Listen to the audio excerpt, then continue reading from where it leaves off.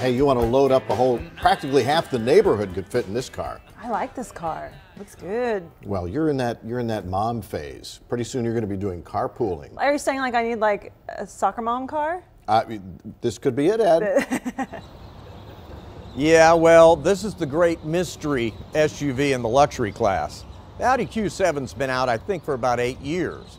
And yet, in all that time, they've never put one in the journalist fleet. I was stunned when it came in now. When it first came out, what kind of bothered me about it, I had to take a couple trips out west. I couldn't help but notice every rental car company was renting brand new Q7s, and that's not a good sign at retail.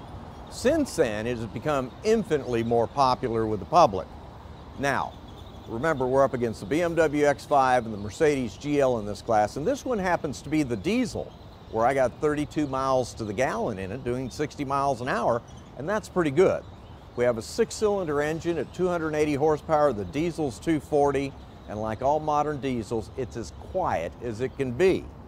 So, when we go to the interior, we've got the typical Audi layout. There's a lot of buttons to it, but it doesn't take long to memorize where everything is, and they are well lit up.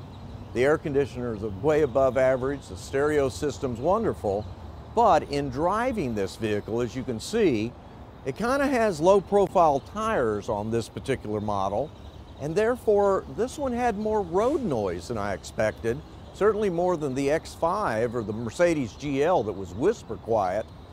And that may just be a function of that set of wheels on this. But unless if you're on perfect asphalt, boy, there was some noise level. You had to turn up the radio to get past it.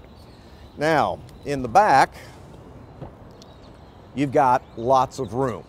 In fact, I'm going to say you could probably have 4 people in this vehicle, just in the front section, maybe 6 foot or 6'2", because it's got a very high roof line on it.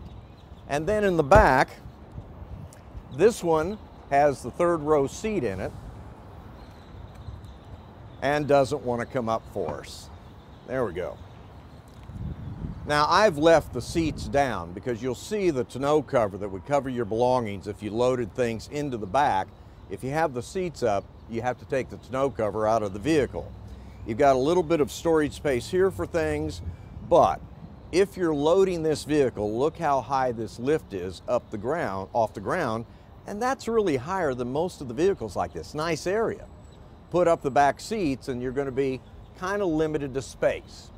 So, in driving it, it is a luxury SUV. In the Audi line, I prefer their compact luxury SUV, the Q5, which I think is absolutely incredible.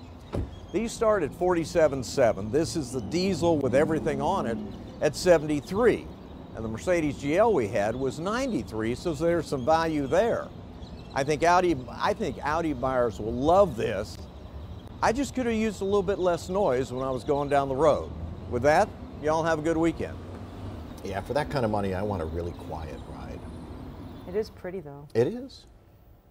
You can listen to Ed on 570 KLIF tomorrow. His car column is always in tomorrow's Fort Worth Star Telegram.